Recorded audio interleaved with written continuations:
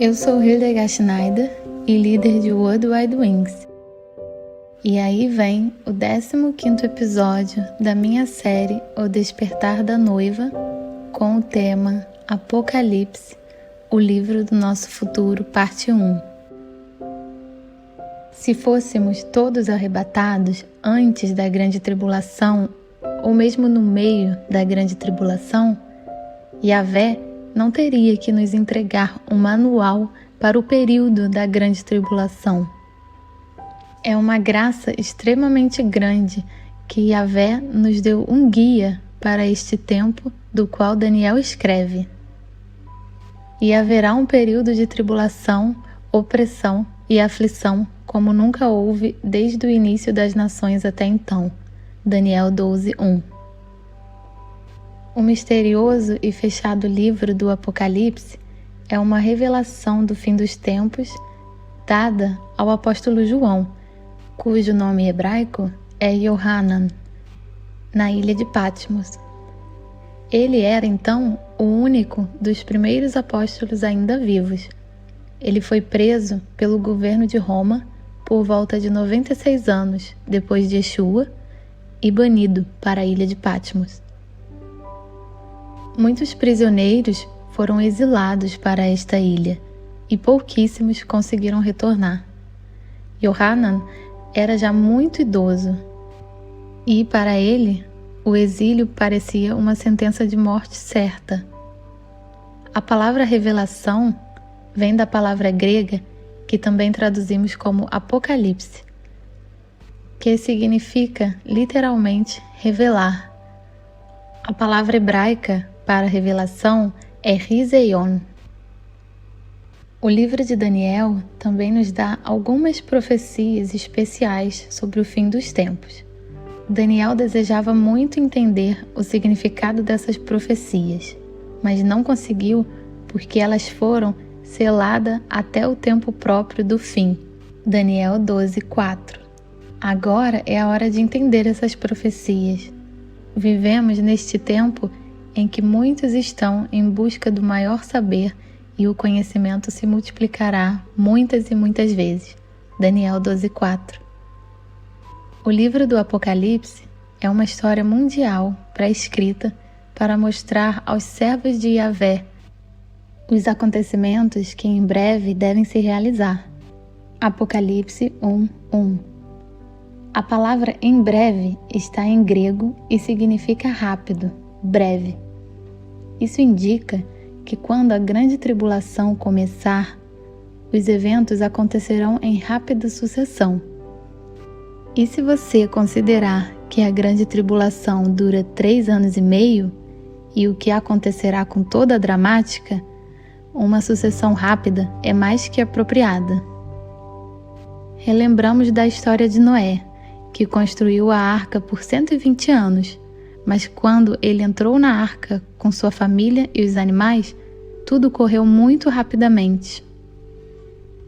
Revelação ao Messias Yeshua que Yahvé lhe concedeu para mostrar a seus servos os acontecimentos que em breve devem se realizar e que ele, por intermédio do seu anjo, expressou a seu servo João, o qual comprovou tudo quanto viu da palavra de Elohim e o testemunho de Yeshua. Bem-aventurados os que leem, bem como os que ouvem as palavras desta profecia e obedecem às orientações que nelas estão escritas, porquanto o tempo desses eventos está às portas. Apocalipse 1, do 1 ao 3. Nestas primeiras frases introdutórias, há uma chave extremamente importante que revela um grande segredo da revelação. Não é uma revelação, mas a revelação do retorno de Yeshua. Yahvé deu a revelação a seu filho Yeshua, que a transmitiu a um anjo ou mensageiro. Tanto a palavra hebraica para anjo, malach, quanto a palavra grega, angelos, significam anjo e mensageiro. Foi esse mensageiro que transmitiu a revelação a Yohanan. Quando lemos a revelação, somos a 5ª pessoa nesta cadeia de transmissão, e 5 é o número da graça. Mas a primeira pessoa a receber essa revelação do mensageiro também aponta para a graça de Elohim, com o nome Yohanan. O nome significa Elohim é gracioso. Por que temos essa sequência de entregar a revelação de Yahvé a Yeshua HaMashiach e depois o mensageiro que a repassa a Yohanan e através dele a nós? Yeshua não poderia ter dado a revelação a Yohanan sozinho? Ou apenas um mensageiro? Através do aparecimento de 3 testemunhas celestes, o próprio Yahvé cumpre as condições de sua palavra.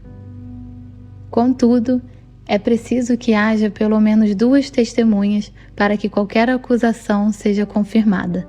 Deuteronômio 17:6. 2 Coríntios 13:1 também se refere a esta passagem de Deuteronômio 17:6. Tudo precisa ser confirmado pelo depoimento de 2 ou 3 testemunhas. Através da boca de 3 testemunhas, Yahvé testemunha assim a exatidão dessa revelação. Yohanan é outra testemunha ao escrever a revelação e em breve confirmaremos a exatidão da revelação enquanto caminhamos pela grande tribulação e experimentamos o que agora é recebido. Portanto, temos 3 testemunhas no céu, o Pai, o Filho e o mensageiro, e 2 testemunhas na terra, Yohanan e a comunidade dos santos. Assim, o céu e a terra, isto é, as testemunhas celestes e terrenas, são chamados a prestar testemunho, com base em sua palavra em Deuteronômio 30:19. Hoje invoco o céu e a terra como testemunhas. Quem recebe a revelação? Seus servos. Ao primeiro, Yohanan, a preceder os outros servos. Revelação ao Messias Yeshua, que Yahvé lhe concedeu para mostrar a seus servos os acontecimentos que em breve devem se realizar. A palavra em inglês, bon servant, mostra o significado mais profunda da palavra servo traduzida aqui. Um servo estava sujeito ao seu mestre, pertencia a ele e este podia governá-lo. Fostes comprados pelo mais elevado preço, não vos torneis servos de homens. 1 Coríntios 7:23. Que atitude simples, humilde e instrutiva é ser servo de Yeshua. Yohanan, o Batista, também disse sobre si mesmo: não sou digno nem de levar as suas sandálias. Mateus 3:11. Todos nós não poderíamos aprender com isso? Quando Yohanan é descrito como um servo, surge imediatamente a pergunta: quem é seu mestre? O foco não está mais no servo, mas em seu mestre. E veremos quem é o mestre de Yohanan nos versículos que seguirão em breve. Disse então que quem lê as palavras da revelação e quem as ouve é abençoado. Isso significa que quando eu leio esses versículos e você os ouve, somos ambos abençoados. Mas há uma condição: desde que obedeçamos às coisas descritas nele.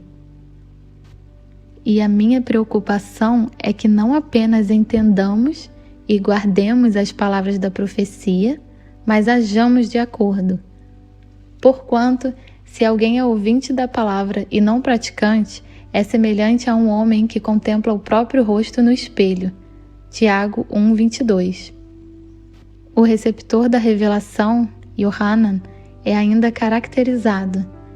Quem testemunhou a palavra de Yahvé e o testemunho do Messias Yeshua. Qual era a palavra de Yahvé a qual Yohanan testemunhou? No Tanar, o chamado Antigo Testamento, a declaração "a palavra de Yahvé veio e disse" aparece com frequência, como por exemplo em 1 Reis 12:22. Mas a palavra de Elohim veio a Semaías, homem de Elohim. Portanto, a expressão A palavra de Yahvé geralmente se refere ao que hoje é chamado de Antigo Testamento. Em Apocalipse, Yohanan cita cerca de 600 versículos do Tanar, direta ou indiretamente, mais frequentemente até do que em qualquer outro livro do Novo Testamento. Isso também nos permite ver onde as mensagens dos profetas gravadas anteriormente se encaixam no plano de fim dos tempos de Yahvé. O testemunho de Yeshua, o Messias, descreve as boas novas que Yeshua trouxe do céu. Seu testemunho é simplesmente o que ele testemunhou e expressou. Apocalipse 19:10 nos diz que o testemunho de Yeshua é a essência da profecia. Isso significa que o Evangelho dá vida às profecias. E agora está ficando emocionante. Yohanan, o primeiro a receber a revelação, é descrito como um servo e aquele que testemunhou a palavra de Yahvé e o testemunho do Messias Yeshua. E o grupo de crentes a quem Yohanan passa a revelação é, como ouvimos, também descrito como servos e como aqueles que guardam os mandamentos, palavras de Yahvé e têm o testemunho de Yeshua. Então, irou-se tremendamente o dragão contra a mulher e partiu para atacar o restante da sua descendência, os que obedecem aos mandamentos de Yahvé e se mantêm fiéis ao testemunho de Yeshua. Apocalipse 12:17. Você vê como essa mensagem é consistente em conhecer toda a palavra de Yahvé e ter o testemunho de Yeshua? Isso fez a diferença nas virgens sábias e tolas, e agora no final no grupo de crentes novamente.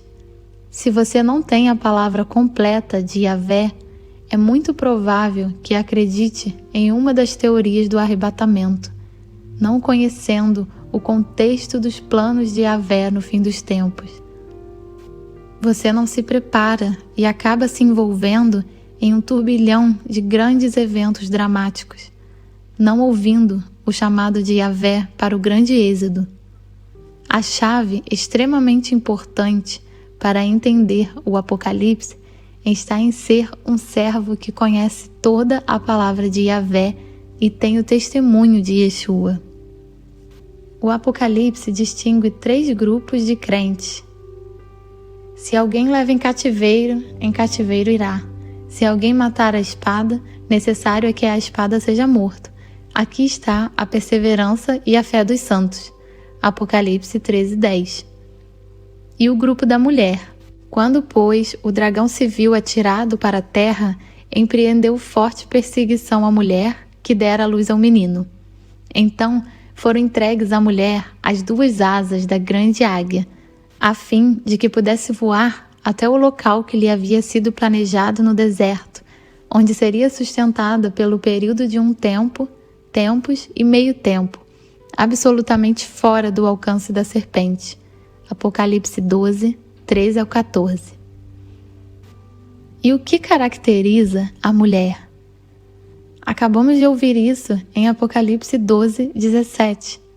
O restante da sua descendência, os que obedecem aos mandamentos de Yahvé e se mantêm fiéis ao testemunho de Yeshua. Yohanan às 7 igrejas que estão na Ásia. Graça e paz a vós outros, da parte daquele que é, que era e que há de vir, e da parte do sétuplo Espírito que o assiste diante do seu trono. Apocalipse 1:4. Yohanan aponta para as 7 comunidades da Ásia Menor, localizada no que é hoje a Turquia, que 70 anos depois de Yeshua foram o centro de seu trabalho. Então, o servo Yohanan começa a se referir ao seu mestre, paz de quem é e quem era e quem está vindo. Yeshua disse aos fariseus: antes que Abraão existisse, eu sou. João 8:58. Yeshua existia antes de Abraão existir. Voltando ainda mais, Glorifica-me tu, ó Pai, junto de ti mesmo, com aquela glória que tinha contigo antes que o mundo existisse. João 17:5. João sabia que Yeshua existia antes dele, embora Yeshua tenha nascido 6 meses depois dele.